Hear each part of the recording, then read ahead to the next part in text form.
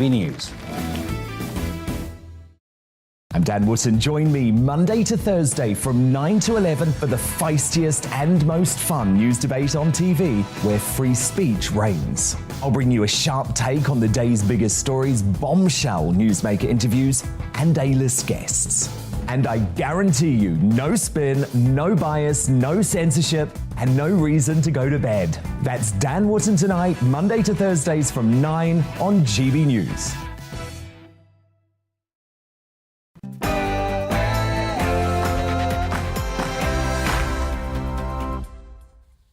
I'm Andrew Doyle. In a moment, it'll be time for Headliners, where I'll be taking you through Tuesday's newspapers with the help of two fabulous comedian panellists. But first, it's time for the news headlines.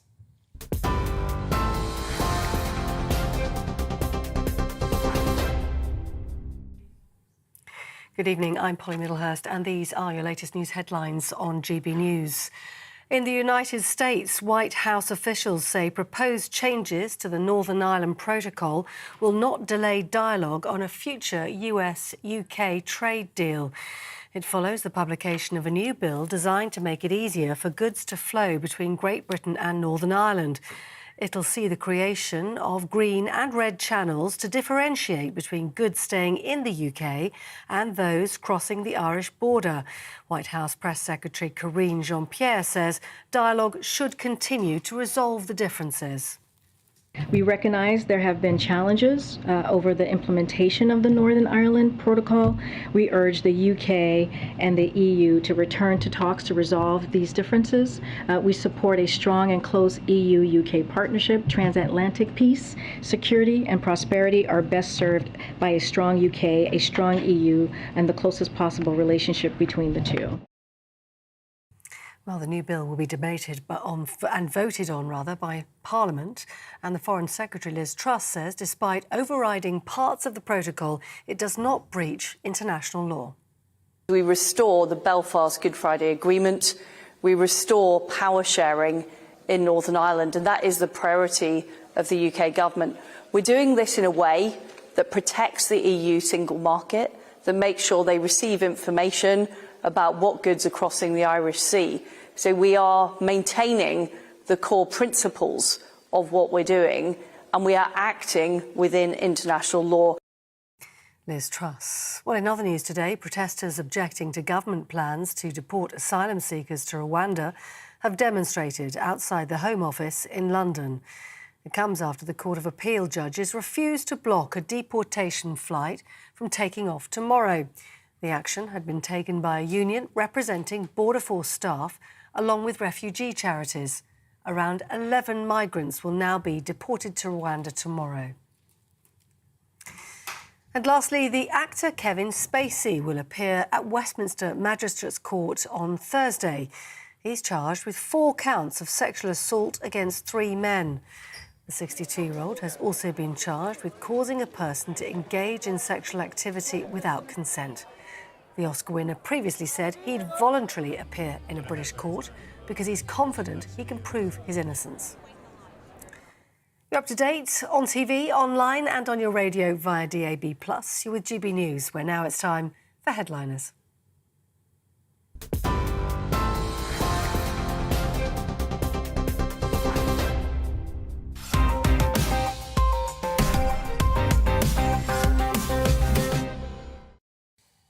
Thank you, Polly. Hello and welcome to Headliners. I'm Andrew Doyle, and joining me tonight are two people with nothing better to do on a Monday night. We've got Josh Howie and Diane Spencer. How are you both? Oh, very well. Yeah. Very happy to be here. It's been a year of GB News. This is, on today, a year anniversary since we kicked off. Very exciting. You look excited, Josh. I am excited. I've been too excited, and now I'm on the come down. I was going to say, because if that's your excited face, yeah, you need to work on that. You need to emote more. Look at Diane, she's, full of energy. He was doing cartwheels around the office earlier. Yeah. It was quite something. I'm pooped out now. He needs a nap.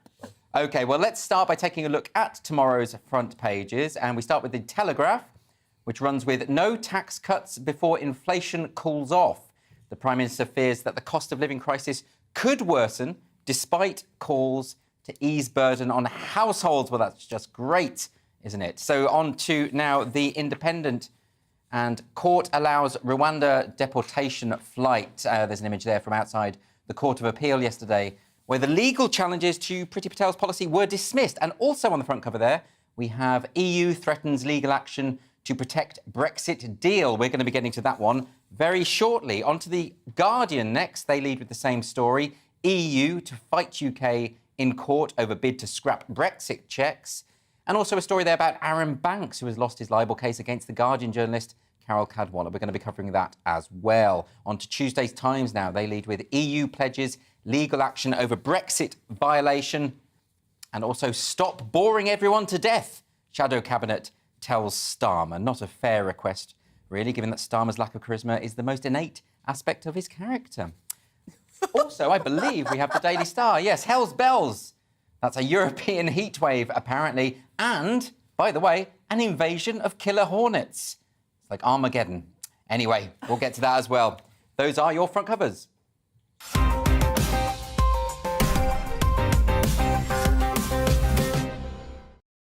And we're going to be kicking off with that looming threat of a trade war, Josh. Your favourite subject, the Northern Irish Protocol. Absolutely. So let's do a bit of a history. So this is in The Guardian. A couple of years ago, there's this thing called Brexit. So do we have to go that far back, even further?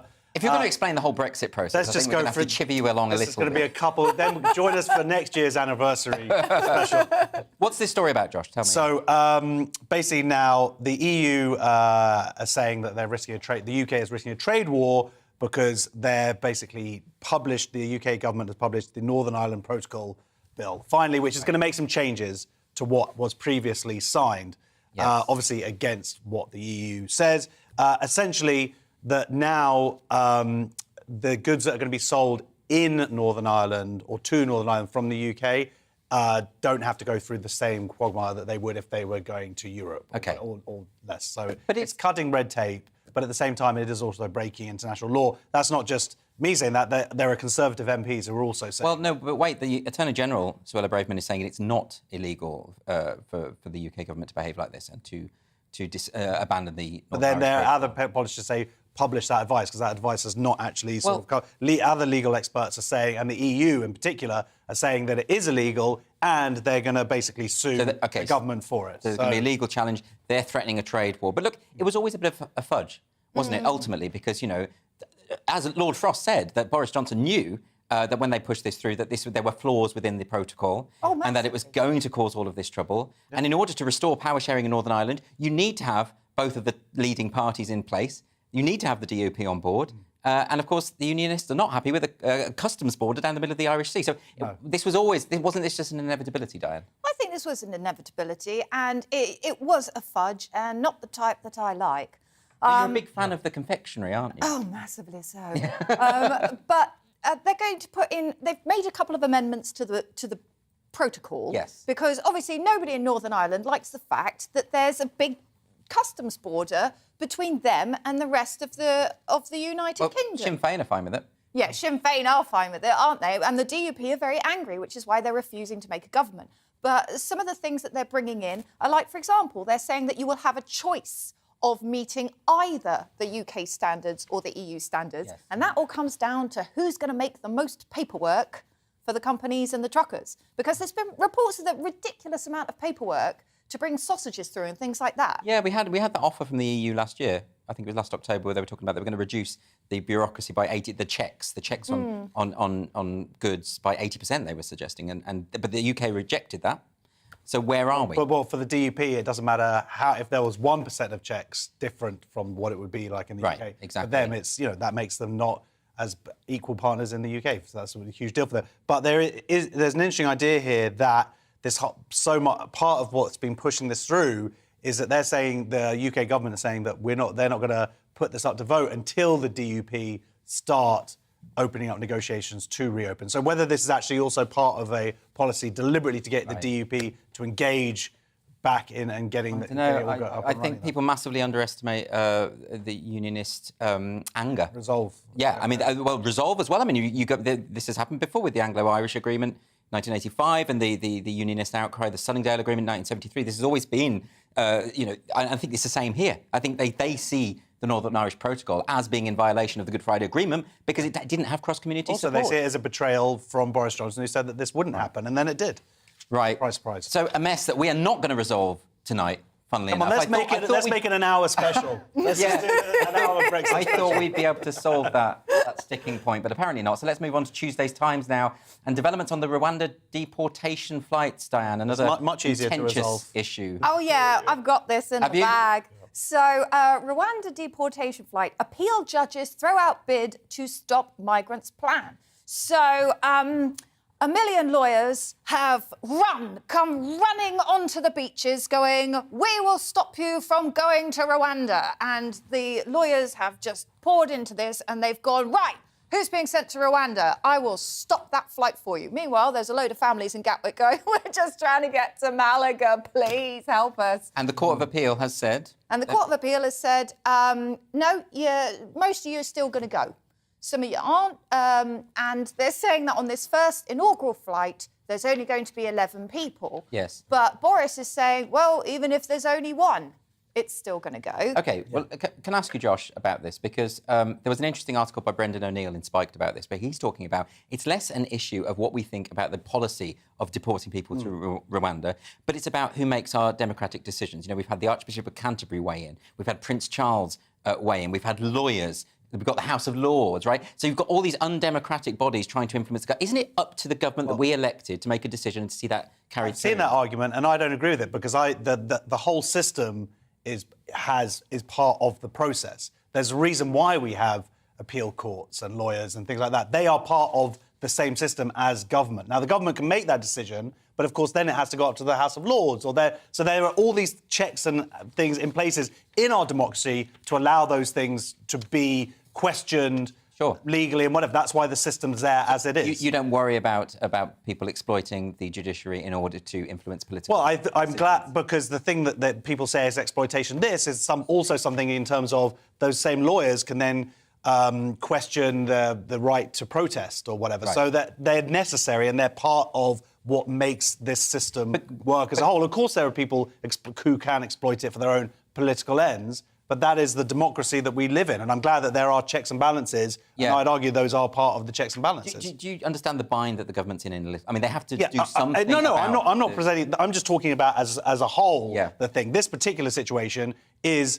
it's a really tricky thing. There were 130 people originally on the flight. Yeah. That's now gone. You said 11. It's actually just dropped to 10. So by tomorrow, but Boris Johnson is saying if it's one person, it's still happening, because what it really is about here is the imagery of it. Yes. That's what they're really trying to show is, i.e. to the people who are in Calais saying, if you come over here, we have the ability to... So you might as well not come over here.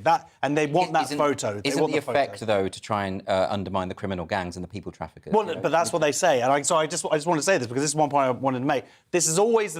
all the Tory MPs, everybody who's pushing this is saying it's all about stopping the thing. But the reality is the people who they had up, one of the persons was a Nigerian whose visa had overrun. That's got nothing to do necessarily. This person might have come here legally through an airport and just overstayed their visa. So that's not particularly about. But I'm not saying that there aren't criminal gangs, and I'm not saying that this person necessarily should or shouldn't be deported, because I know that there are cases in the Home Office. They have behaved abysmally, as far as I'm concerned. But immigration's a problem. I don't have a solution.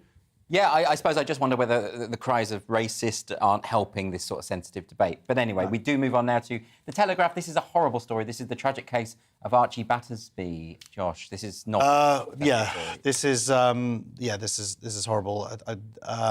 So Archie Battersby, a 12-year-old boy who they're saying is brain dead. He's on life support. His heart is still beating, and his mum said that she could feel him grabbing her hand, and this has gone to court of law that they've basically said that he's brainstem dead. But this is contested very vehemently by the family, who are saying that it's suggested like this, that the whole thing is just horrible. What do we do in this sort of situation, Diane, though? I mean, this is a family's loved one, a family's child, and of course, and then you have the expert saying, look, there is nothing we can do anymore.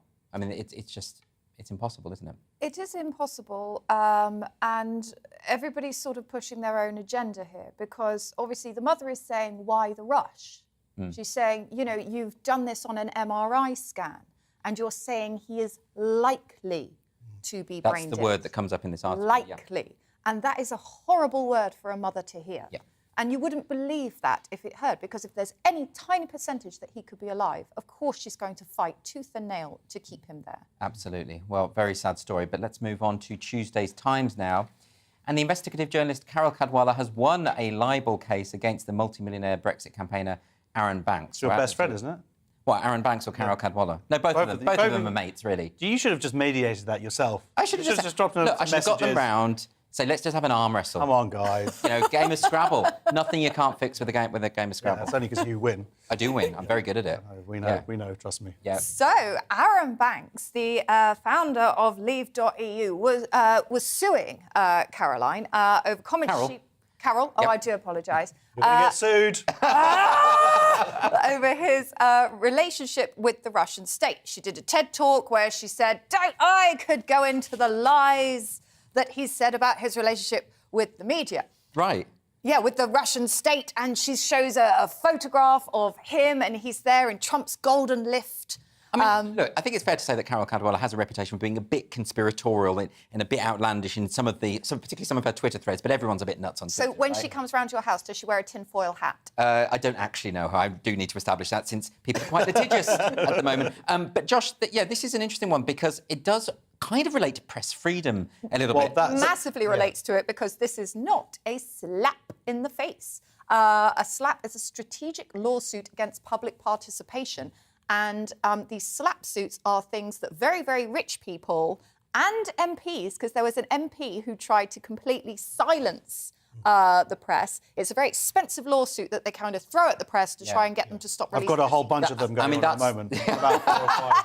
That's the worry, isn't it? When powerful people can use the courts to silence criticism. But what's interesting about this case, I wonder about this, Josh, is it looks like what the judge is saying is it doesn't matter if Carol Cadwalladr was accurate or not.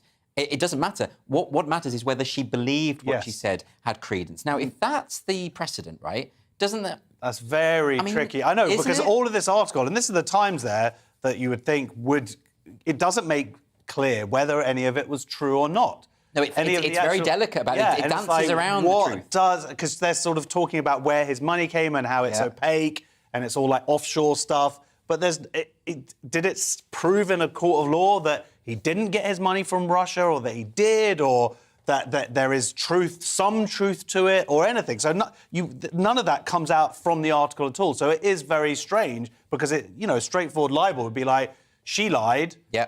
She has no proof for this, and it's all wishy-washy. Maybe now you can lie, but say that you didn't realise you were lying. Yeah. Who knows? That's how I get away with it. It is, Josh. You're known for it. Yeah. But we forgive you. Thank you. News story now from Tuesday's Express that I'm sure will be met with much rejoicing up and down the land. Maybe not in Iraq, though, Josh. Yes, strangely. So they're calling an absolute national scandal that Tony Blair is about to get the Queen's highest honour. What's that? What's the honour? It is salts? What exactly. It's the Order of the Garter. There we go. Joining him will be Camilla, Duchess of Cornwall, in this intake, and also Baroness Amos.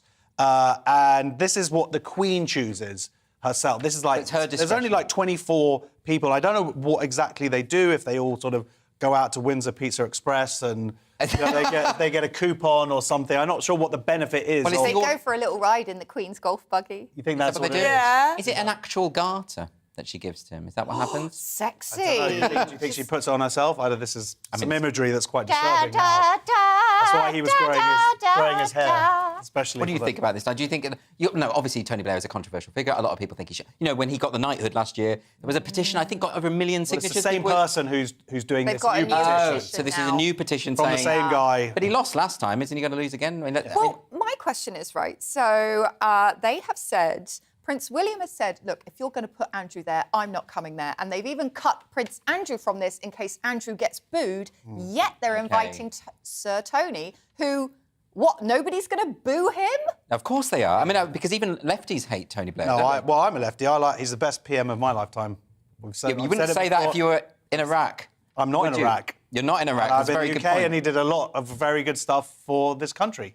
Wait, I thought the Queen didn't like Tony Blair. My understanding was that she did not like I guess she does.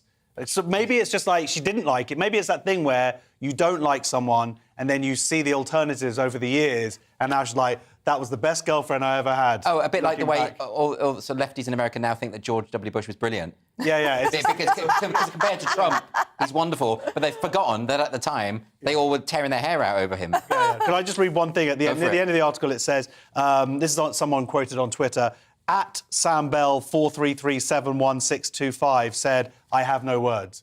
I'm like, yeah, mate, you don't sound like the kind of... If that's your Twitter handle, SamBells433712, yes, you do not have any Definitely don't have any words. Well described. Tuesday's Times now. And one man that you do not want to anger is Michael Gove. Yeah? Tell us why, Dan. Well, wait a minute. I thought this was to do with the Imam losing his government role. Yeah. By Michael Gove. But Michael Gove is the one who was... Oh, sorry. Sorry, I was being cryptic. It's You were. It's something I like to do on a Monday. Great, thanks. Yes, so this Imam, Qari Asim, he was appointed in July 2019, and part of his role was to keep all the relationships happy in the Muslim community, and it was to stop people from attacking each other and to basically promote good Muslim vibes And to define Islamophobia and have a sort of official definition. He of kept Islamophobia. But I like good Muslim vibes. Yeah, well, That's my job. Good Muslim vibes. Just like to put out those good Muslim vibes. you do. That's what you do. You just put out good Muslim vibes. But this guy, he was basically saying that the film was disparaging. Right. And this is The Lady of Heaven, the film that has been pulled from a number of cinemas across the country. Following protests, which, looking at the footage, were quite intimidating, I have to say. The protests look very intimidating, and what is ironic is that the couple of people who did actually go went, it's a little long and a bit boring. Oh, yeah, the reviews haven't been great necessarily. Yeah, the reviews have panned it.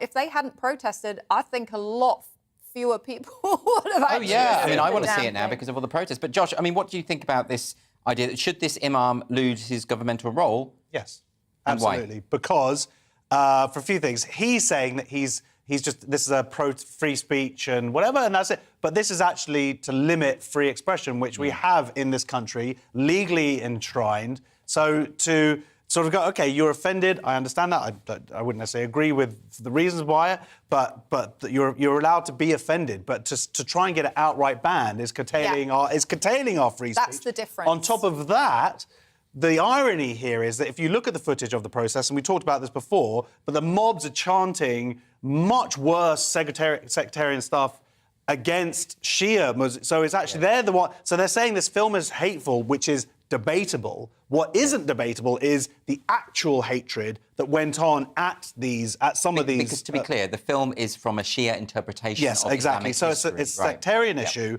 And what's interesting is here in the Times, finally, paragraph 3. They've actually said it because you read all these articles before, and you'd get to the final page, and it would sort of say, "This is what the problem was." Yes. Well, they've got it straight away here, saying it's a point of disagreement between Sunni and Shia Muslims. Absolutely. Thank you, Josh, for clearing that, because I think that's a really key aspect. It's a key aspect of it, and they're finally now talking about it, as opposed to what it seemed like it was before, like a non-Muslims criticising Islam, which had nothing to do with that. Yep. Josh monitoring the media as ever with his keen, beady eyes. Now, Tuesday's Independent.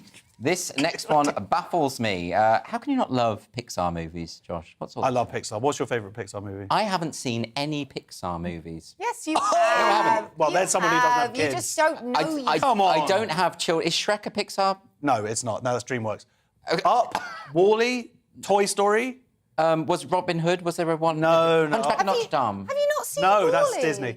Oh, my like Wall-E that. is one of the top 10 movies of all time. Classic. Go home. We were talking about Old Boy earlier. Go watch Old Boy. Josh, you go can watch Go watch Old Boy. Oh my God! Old What are Boy's you trying to Can you scare him? Let's get onto the Let's story get on to because the story. you're you can't just berate me for not seeing the films Well, that I you can. like. Lightyear, who I have no idea whether it's going to be a good movie or not, it's been banned in the UAE because there's a same-sex kiss. Okay. And, of course, because you can't, like a male toy cannot have sexual relations with another male toy. According to the UAE governmental Well, laws. when you're playing with your toys, they've got to be a Barbie and a toy coming in or something. Right, isn't this is a kind of what we'd expect, though, wouldn't it? When we have this situation where Disney have these films and they export them, some countries, Dubai, UAE, it's illegal to be gay, right? Yes. So, you know, of course this is inevitably going to happen when you get these cultural differences, isn't it? But should Disney just stick by their guns? Well, Disney will not stick by their guns because, for example, they already censor a lot of their films before they go to the Chinese market. They do. And the issue here is that you don't want to end up in a situation where storytellers are sitting around and saying, oh, we should tell this story about the plight of these people, but they suddenly realise they don't want to do it because the places that they're going to sell the film to, they'll ban the film or they'll change the film and they won't be able to make any money, and then you're restricting the narrative. Just very quickly, because we've got to go to break, but isn't it interesting, though, that Disney have been pontificating about various social justice issues when it comes to America, such as the Don't Say Gay bill, which wasn't even what it was called, and yet they will quite happily have a poster for Star Wars in China that removes the black actor John Boyega because there's so much anti-black racism in China and they want to sell tickets, right? So it's just hypocrisy, isn't it? Well, of course it is. And let's see if they cut this particular scene. Yeah. Because it was already announced, the timings are already going out to the cinemas, but now they've said, no, that's not. Although I'm reading the story a bit further, I thought it was Buzz Lightyear kissing another man. Turns out it's actually a female toy or character kissing a female one. And then I was like, well, that is crazy. Because you were hoping... I was like, come on, guys, that makes me want to go and see the film now. You were hoping for Buzz Lightyear. Well, now... Toy-on-toy action. I'll take it. I'll take what I can get. Now, that's it for part one. After the break, we will continue to discuss Google's AI becoming sentient. Potentially the most significant news story of all time. We've got Boris Johnson on how to lose unwanted weight and a young B&Q shopper on how he lost a few unwanted kilograms of his own. See you in 2 minutes.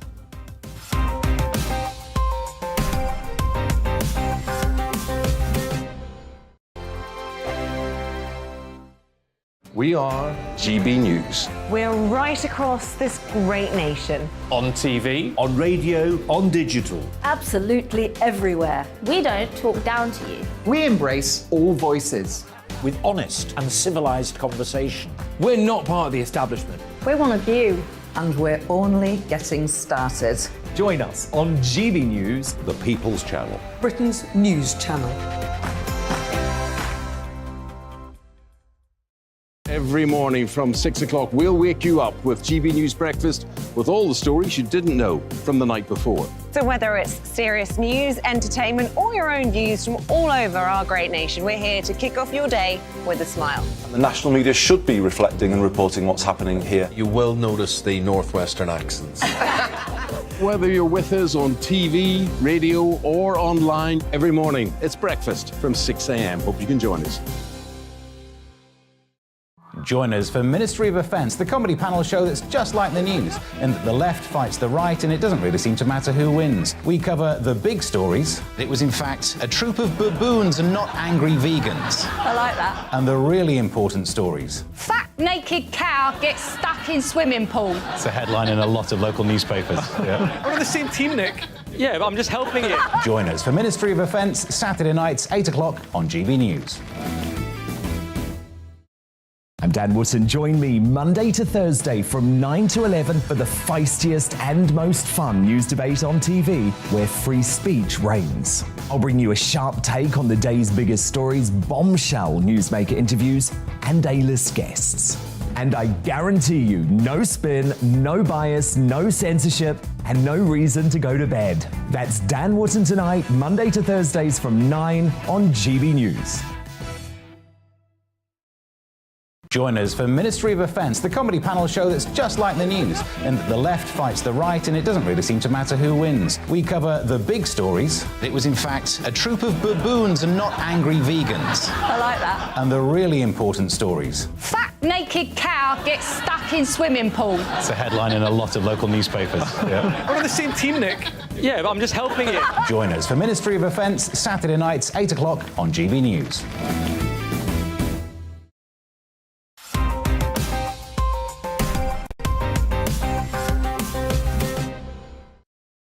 Welcome back to Headliners with me, Andrew Doyle, and the lovely comedians Josh Howie and Diane Spencer. Aren't you both sweet? Look at you both, with your little faces. Tuesday Times next. Let's go on to this story because I find this utterly chilling, and this is a story about Google AI becoming sentient. I mean, surely in millennia to come, all history will be seen as BG before Google and AD Anno Digiti Yeah. Yeah, Don't you absolutely. think? I Yeah, mean, this story is huge, and it is ridiculous how little attention it is getting. Right, so tell us what is happening, because I genuinely have nightmares about this kind of stuff. Google have created what one of the engineers is saying is the first proper AI, artificial intelligence. He basically went to Google, he went to his bosses and said, look, I think this thing actually really is alive. It's computer, right? And they said, are you mental? They said, have you seen a psychiatrist recently or whatever? They've now suspended him because then he put like all these conversations that he's been having with the AI online, and now he's doing more interviews and so he's been suspended, but now he's showing more information and talking about it more. The more that comes out, the more terrifying this is, because supposedly this program is like watching us, right? It's called Lambda. Hello, Lambda.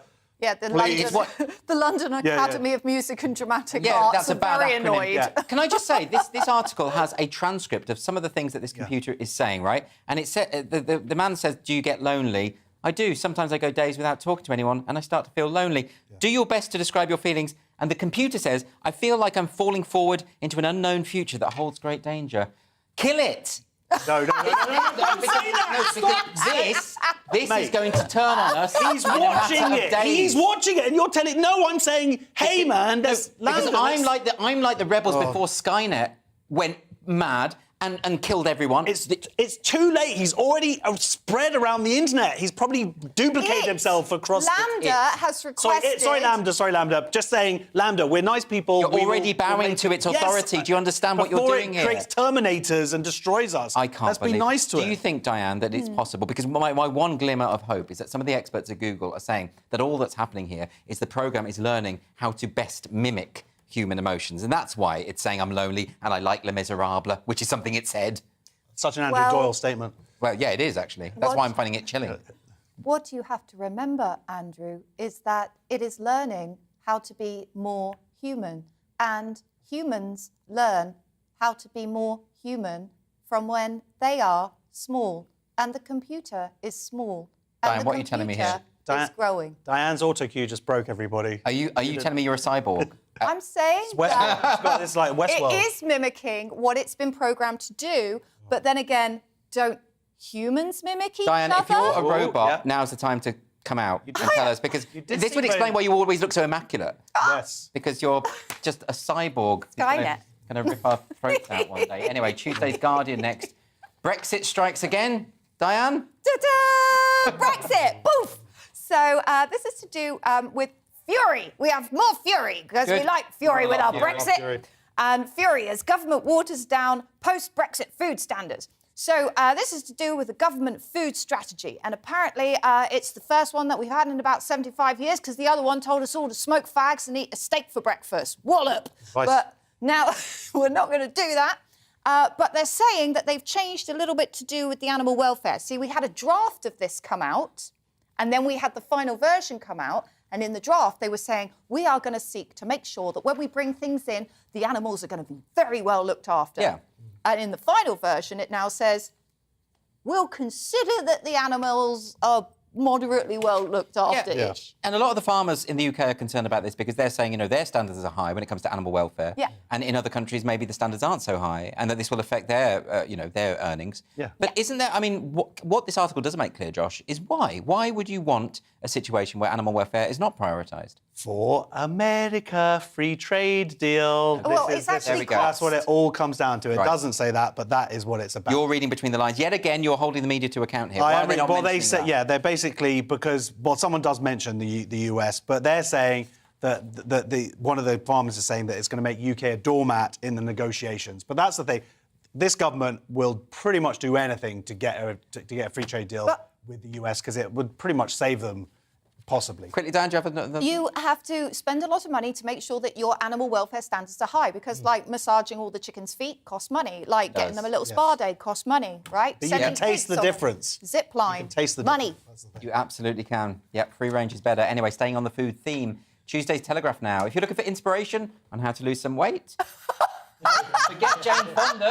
Forget Mr. Motivator. Boris Johnson. Some life-altering weight loss Why do tips. people waste all that money on dating, on dieting apps, on books, all the others? All they could do is just listen to the guru that is Boris Johnson, and this is how you lose weight. And I'm going to tell you how it is. Ready? Eat less. This is Boris Johnson's... The guy's a genius. I mean... He's a genius. What I would say to that, Josh, though, it does work.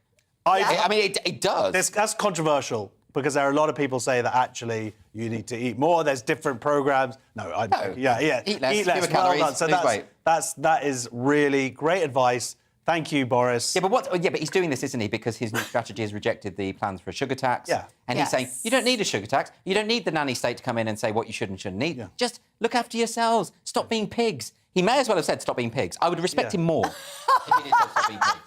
Don't you think? No, I think that because obviously the sugar tax and the salt tax are to do with if you don't have a lot of money. And he's saying, well, I don't want to charge people more money if they're poor already and they're going to eat crappy food. And so he should have actually said, don't be a pig if you're poor. That would it would be more in keeping with his character. But the thing about this is, it's always the poor that get hit. It's the diets for the poor, 2-for-1 pizzas in Scotland that they banned. It's poorer people whose diets happen to be higher. And the way the inflation's going and food prices are going up, I don't think people can have much choice. Quite, exactly. Speaking of offloading a few pounds quickly, this young boy has a technique you probably shouldn't replicate, Diane. OK, going on? So... keep it clean. Yes. Act it out. This mortified dad given a disgusting task. So a boy who was 4 years old, he had a very big poo in a B&Q display loo. What a lovely rhyme. New advert. Now, all I will say to this is the parents eventually found it hysterical because you know when you don't know whether to cry or laugh. So they were crying and laughing and clearing up the poo. My thing to B&Qs and all these other places, just display your toilets up. Just have the toilet suspended. Don't create this beautiful scene where a 4-year-old sees it doesn't a work, bathroom. mate. You need to look down into the toilet to see then what have them you'll upside down. So you could lie on the floor. I know, that seems like a very complicated way of doing have your toilet suspended. That seems very avant-garde to me. But what I think you're misinterpreting that. I think this was a dirty protest by a young boy who was furious at the cost of a 2-speed hammer drill or something like that. Just really angry about that with B&Q. That's my suggestion anyway. Telegraph, once again, now some questionable Australian journalistic ethics. Wow, who would have thought it? So Rebel Wilson, the formerly, before she took Boris Johnson's advice, was quite large, but then she followed. And she heard his amazing advice. Messiah's news. And she ate less and is now svelte. But it looks weird.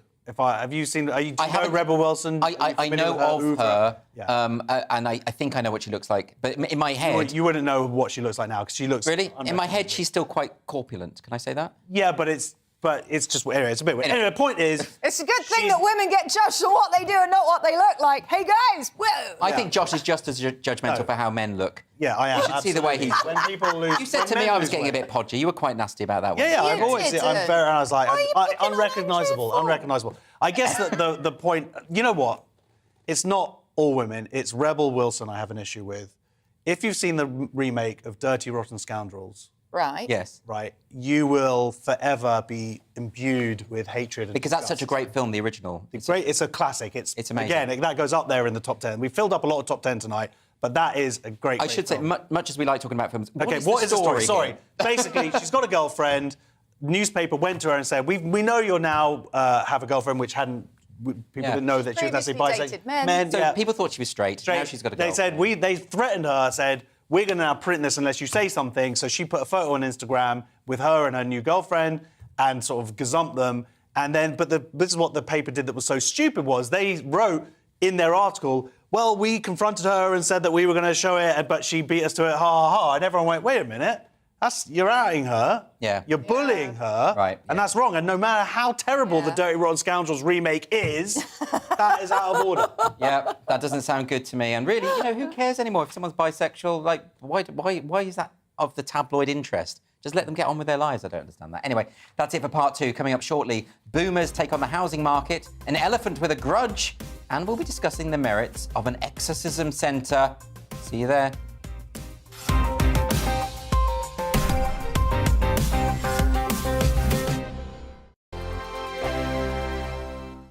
We are GB News. We're right across this great nation. On TV. On radio. On digital. Absolutely everywhere. We don't talk down to you. We embrace all voices.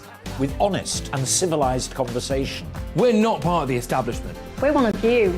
And we're only getting started. Join us on GB News, the People's Channel, Britain's news channel. Every morning from 6 o'clock, we'll wake you up with GB News Breakfast with all the stories you didn't know from the night before. So whether it's serious news, entertainment, or your own views from all over our great nation, we're here to kick off your day with a smile. The national media should be reflecting and reporting what's happening here. You will notice the northwestern accents. Whether you're with us on TV, radio, or online, every morning, it's breakfast from 6 a.m. Hope you can join us. Join us for Ministry of Defence, the comedy panel show that's just like the news, in that the left fights the right and it doesn't really seem to matter who wins. We cover the big stories. It was in fact a troop of baboons and not angry vegans. I like that. And the really important stories. Fat naked cow gets stuck in swimming pool. It's a headline in a lot of local newspapers. Yeah. We're on the same team, Nick. Yeah, but I'm just helping you. Join us for Ministry of Defence, Saturday nights, 8 o'clock on GB News. I'm Dan Wootton. Join me Monday to Thursday from 9 to 11 for the feistiest and most fun news debate on TV, where free speech reigns. I'll bring you a sharp take on the day's biggest stories, bombshell newsmaker interviews, and A-list guests. And I guarantee you, no spin, no bias, no censorship, and no reason to go to bed. That's Dan Wootton tonight, Monday to Thursdays from 9 on GB News.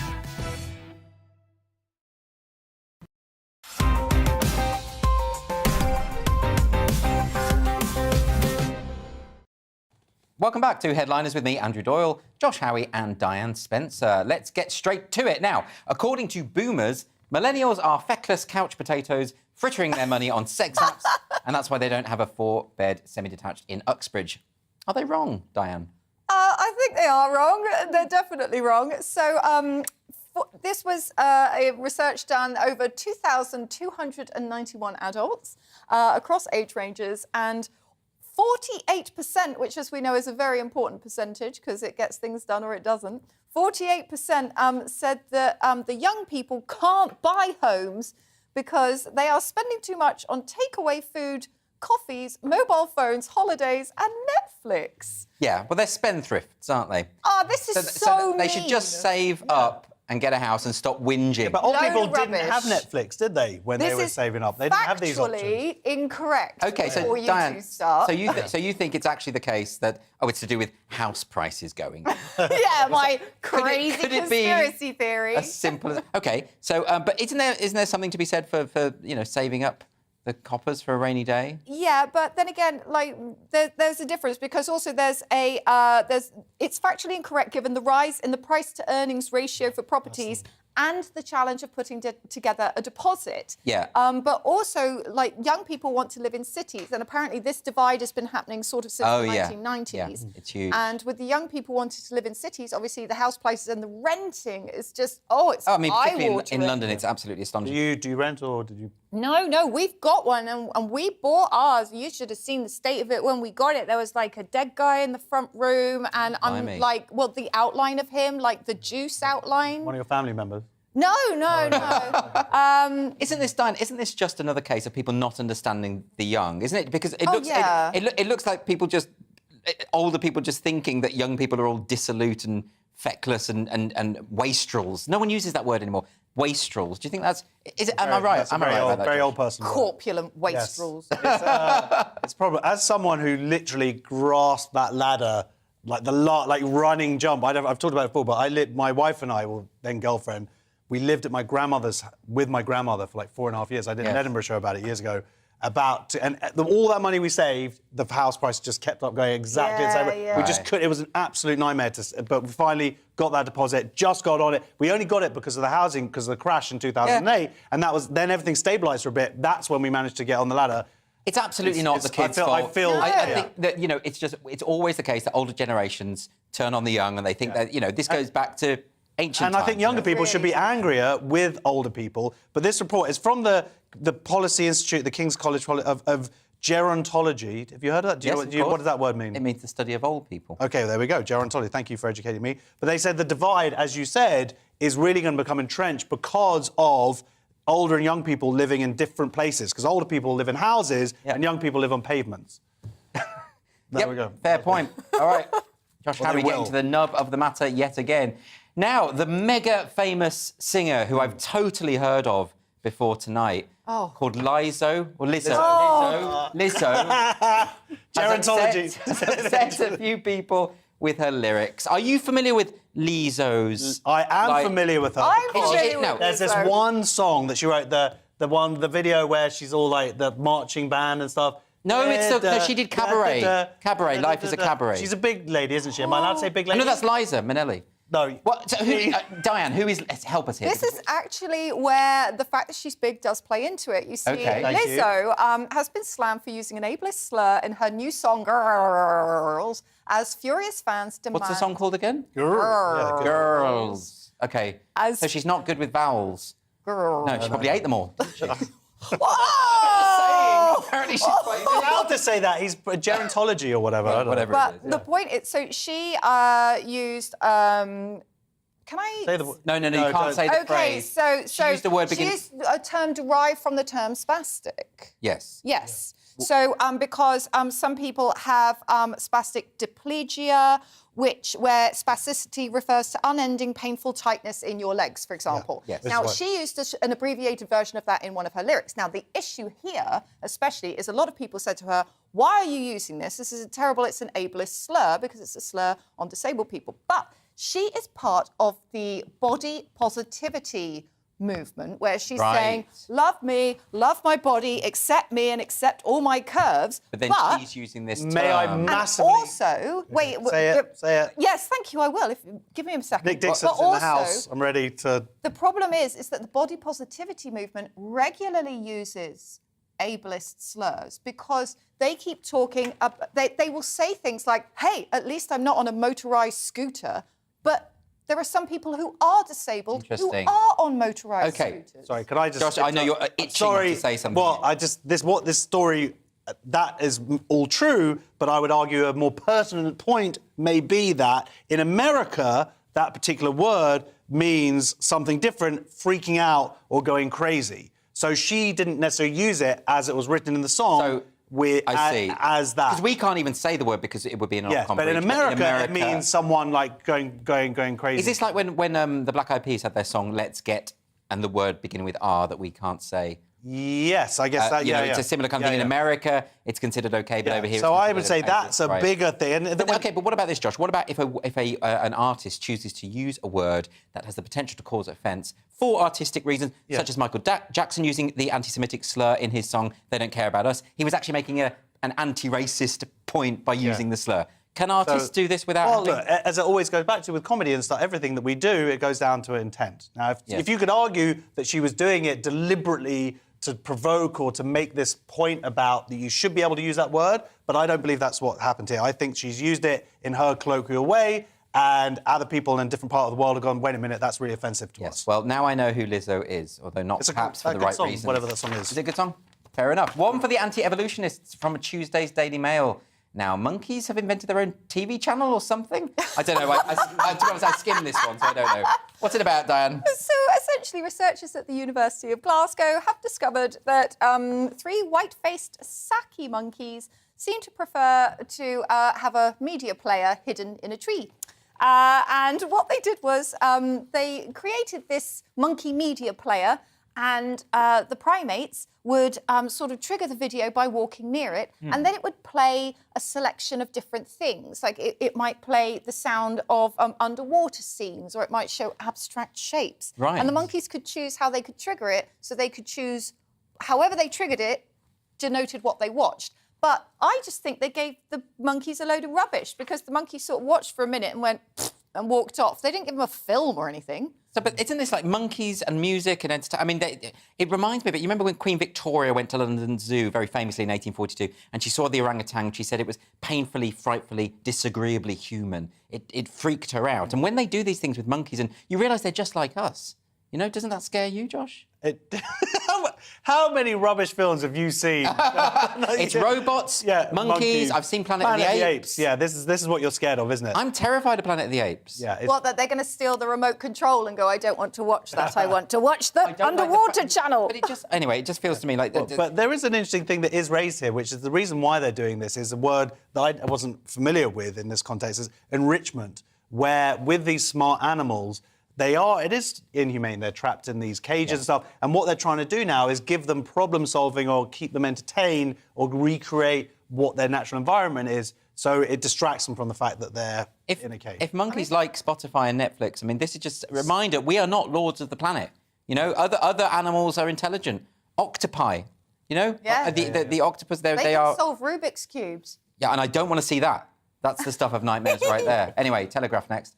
I'm pretty sure this next one was a plot of a Korean art house movie I once saw, but with an embittered, vengeful woman in the place of a massive, angry elephant. Yes, this has given me an idea for a film. This is a Telegraph. An elephant killed this woman.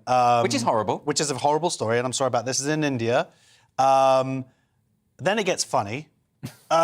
Because... Josh. This 70-year-old lady, she had a good innings, come on.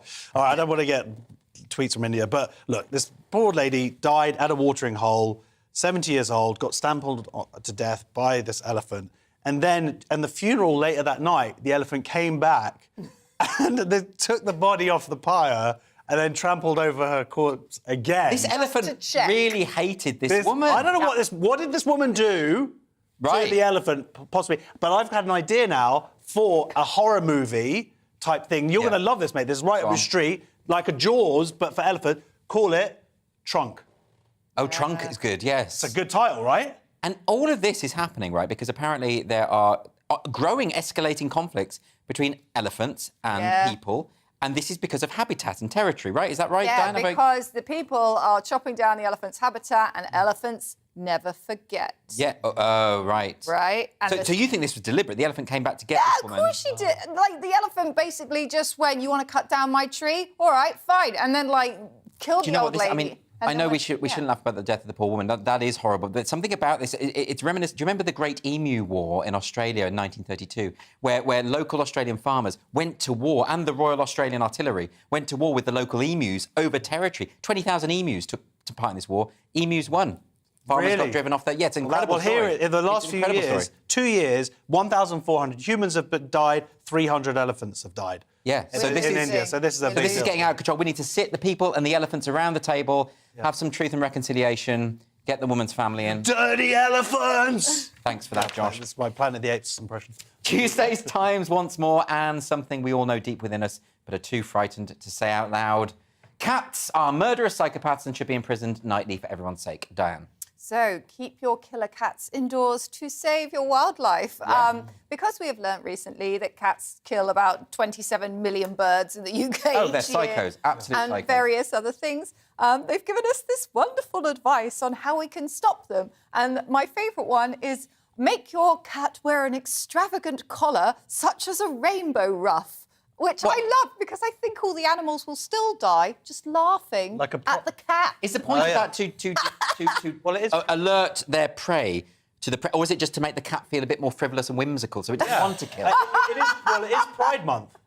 And it's Pride Month. It's Pride Month. But, you know, so cats do this. So I used to have cats when I was growing up, and they used to bring dead animals and the livers of mice and various things. Yeah. And I was told that they thought it was like a gift to say sort of thank you for looking after me and feeding me. Is that right? Because that's pretty brutal. Yes, maybe it is a gift, because they go, look, I've made you a thing. And it's the best they can manage with their little paws. But another thing is that they said you have to keep them in during, like, for the hour before the sun sets and an hour after the sun has set. So it gives all the bats and the mice the time to do their shopping. They'll go to Lidl, they'll do what they want to do, they'll be back in their little holes, and then you can let the cat out. I'd say just don't get a cat. What's wrong with a chinchilla? Get a chinchilla. Anyway, as a devout Catholic, I'm totally behind the endeavours of this next story. This one is from the Daily Star. Yes, the world's first exorcism centre. There seems to be a bit of a B-movie theme to tonight's show. I'm liking that.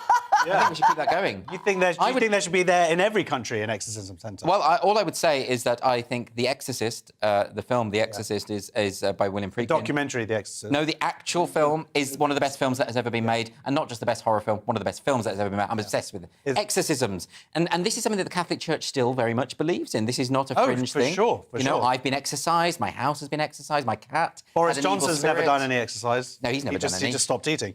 But a major exorcism can only be performed by a priest or a bishop with special permission. Yes. But the good news is, a minor one, we could just do it here. I don't think that's right, Josh. That's what it says here. It says a major exorcism can only be performed, so I'm assuming that means anyone can do a minor one. Outsource an exorcism. It takes special training. No, I don't know. Why? It doesn't say that. It says pretty much anybody else can do it. We could find a chicken.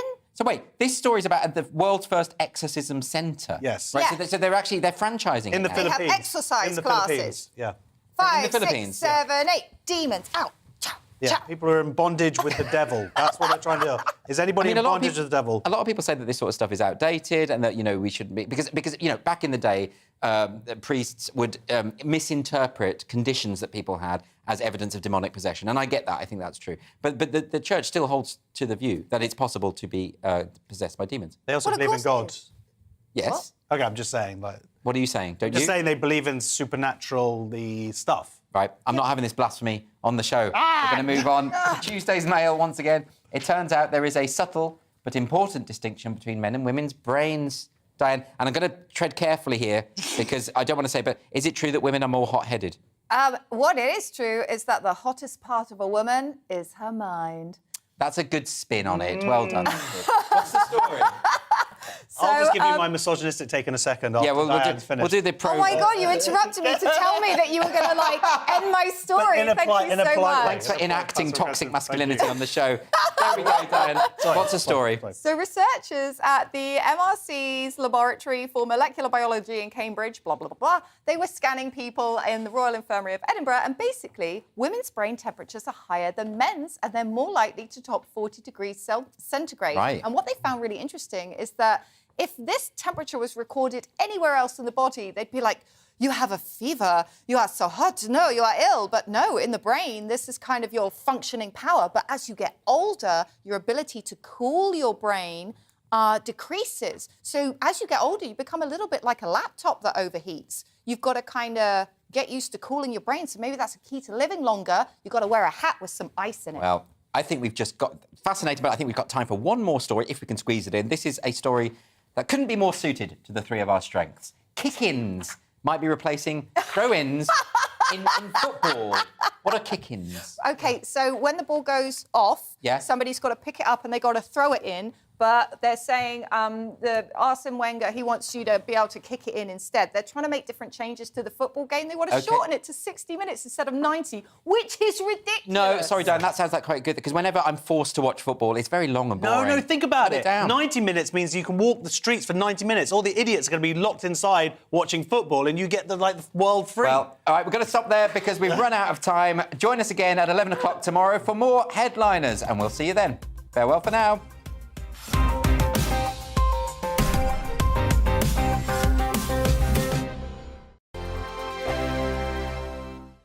I'm Dan Wootton. Join me Monday to Thursday from 9 to 11 for the feistiest and most fun news debate on TV, where free speech reigns. I'll bring you a sharp take on the day's biggest stories, bombshell newsmaker interviews, and A-list guests. And I guarantee you, no spin, no bias, no censorship, and no reason to go to bed. That's Dan Wootton Tonight, Monday to Thursdays from 9 on GB News. My name's Tom Harwood, and every weekday we bring you The Briefing live from 9:30 a.m. The stories, analysis, and live debate that you need to hear. Quite right, Tom, of course. Was this something that had been considered at all? Difficult to answer. Gas-guzzling helicopters circling. Noise is being made here. Joe Biden walking out. Thank you very much for joining us. Don't miss it. The Briefing with me, Tom Harwood, Monday to Friday, 9:30 a.m. on GB News. We are GB News. We're right across this great nation. On TV. On radio. On digital. Absolutely